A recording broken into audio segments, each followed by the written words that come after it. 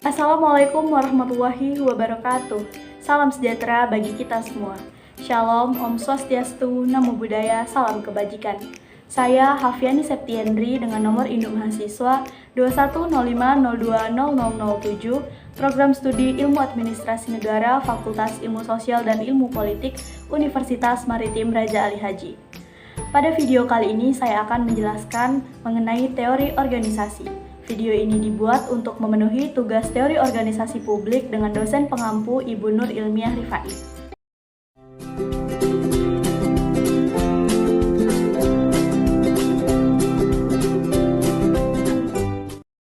Baiklah, sebelum kita masuk pada pemaparan mengenai teori organisasi, apa sih organisasi itu? Pengertian organisasi menurut beberapa ahli. Yang pertama menurut Ernest Dell. Organisasi adalah proses perencanaan yang meliputi penyusunan, pengembangan, dan pemeliharaan suatu struktur atau pola hubungan kerja dari orang-orang dalam suatu kerja kelompok. Yang kedua menurut Cyril Sofer. Organisasi adalah perserikatan orang-orang yang diberi peran tertentu dalam suatu sistem kerja dan pembagian pekerjaan diperinci menjadi tugas, kemudian digabungkan dalam bentuk hasil. Yang ketiga menurut Kass dan Rosenzweig, organisasi adalah subsistem teknik, subsistem struktural, subsistem psikososial, dan subsistem manajerial dari lingkungan yang lebih luas di mana ada orang-orang yang berorientasi pada tujuan. Selanjutnya penjelasan mengenai ciri-ciri organisasi. Yang pertama, lembaga sosial dengan berbagai pola interaksi. Yang kedua, adanya tujuan yang sama. Yang ketiga, dikoordinasi dan sengaja disusun. Yang keempat, instrumen sosial yang mempunyai batasan. Selanjutnya kita masuk pada penjelasan teori organisasi. Teori organisasi merupakan teori yang mempelajari kinerja dalam suatu organisasi. Salah satu kajian teori organisasi diantaranya membahas tentang bagaimana sebuah organisasi menjalankan fungsi dan mengaktualisasikan visi dan misi organisasi tersebut. Teori organisasi terbagi atas teori klasik, teori non-klasik, dan teori modern. Kita masuk pada penjelasan teori klasik. Teori klasik berasal dari dua teori, yaitu teori scientific management yang dikembangkan oleh W. Tyler pada 1911 yang menekankan pada pembagian pekerjaan untuk mendapatkan hasil maksimal secara efisien. Kemudian teori klasik berasal dari teori birokrasi yang dikembangkan oleh Max Weber pada 1947 yang menekankan pada pentingnya bentuk struktur hierarki yang efektif bagi organisasi. Teori organisasi klasik memiliki asumsi bahwa organisasi selalu memiliki susunan yang rasional dan logis, baik secara ekonomis maupun efisien. Jadi, rasionalitas efisiensi keuntungan ekonomi adalah tujuan organisasi. Adapun asumsi teori klasik diantaranya, yang pertama, organisasi ada terutama untuk menyelesaikan tujuan-tujuan yang telah ditetapkan. Yang kedua, bagi suatu organisasi, ada struktur yang tepat bagi tujuan, lingkungan, teknologi, dan partisipasinya. Yang ketiga, pekerjaan organisasi paling efektif bila ada tantangan lingkungan. Yang keempat, spesialisasi akan meningkatkan taraf keahlian dan performa individu. Yang kelima, koordinasi kontrol paling baik melalui otoritas dan aturan-aturan yang tidak bersifat pribadi. Yang keenam, struktur dapat dirancang secara sistematis dan dapat dilaksanakan. Yang ketujuh, masalah organisasi merefleksikan struktur yang tidak tepat dan diselesaikan dengan perancangan ulang. Teori ini juga berkembang dalam 3 aliran yang dibangun atas dasar anggapan-anggapan yang sama dan mempunyai efek yang sama, yaitu yang pertama, teori birokrasi.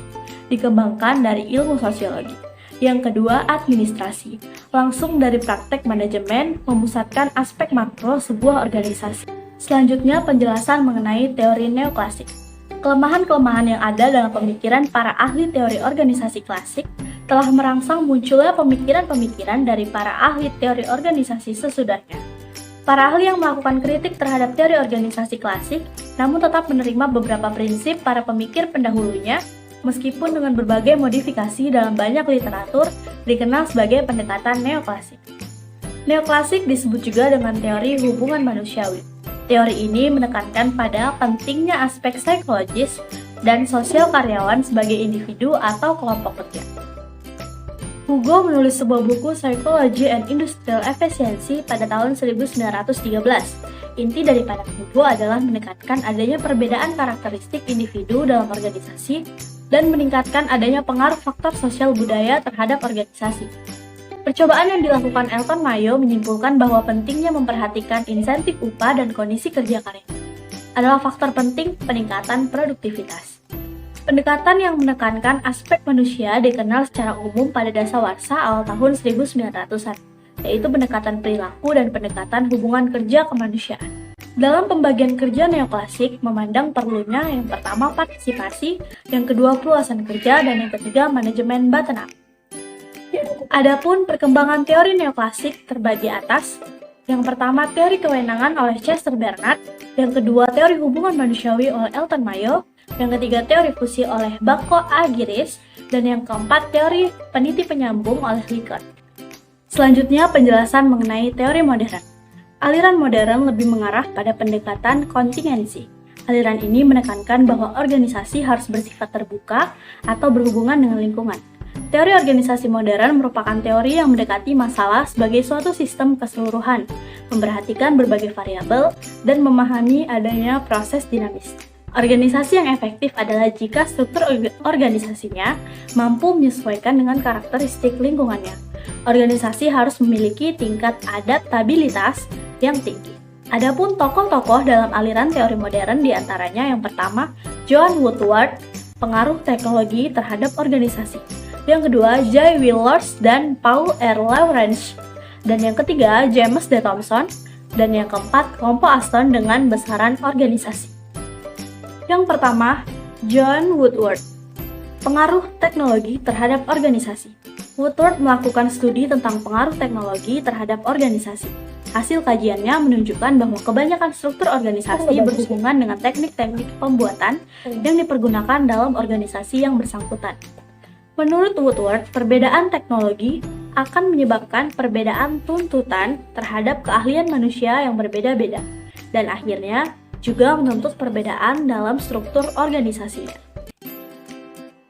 Yang kedua, James D. Thomson. Ide-ide Thomson tentang hubungan teknologi, lingkungan, dan struktur tidak hanya terbatas pada organisasi bisnis tetapi juga di luar bisnis. Menurutnya, ada kesamaan antara organisasi bisnis dan non-bisnis dalam menanggapi pengaruh lingkungan dan teknologi terhadap struktur. Organisasi-organisasi yang memiliki pengalaman dan problem-problem yang sama dalam berhubungan dengan lingkungan dan struktur akan memiliki perilaku yang hampir sama. Yang ketiga, J. Willers dan Paul R. Lawrence. Konsep-konsep yang dikemukakan oleh Lawrence dan Lawrence pada dasarnya adalah konsep tentang diferensiasi dan integrasi. Konsep diferensiasi mengacu pada adanya keanekaragaman jenis, tugas, dan pekerjaan. Sedangkan konsep integrasi adalah sama dengan konsep koordinasi. Agar tugas-tugas yang beraneka ragam dalam organisasi dapat terkoordinir dengan baik, maka harus ada koordinasi yang baik terhadap tugas-tugas tersebut. Yang keempat, kelompok Aston dengan besaran organisasi.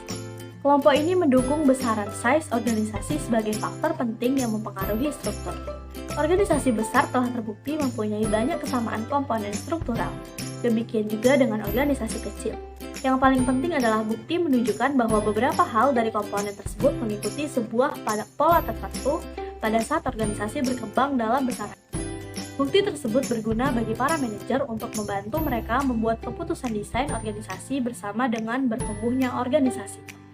Adapun karakteristik teori modern, analisis sistem organisasi, mempertimbangkan semua elemen organisasi. Yang ketiga, memandang organisasi sebagai suatu sistem. Dan yang keempat, penyesuaian diri agar organisasi dapat bertahan lama. Kemudian yang kelima, multidisiplin. Tadi penjelasan mengenai teori organisasi. Terlebih kurang saya mohon maaf atas perhatiannya, saya ucapkan terima kasih. Wassalamualaikum warahmatullahi wabarakatuh.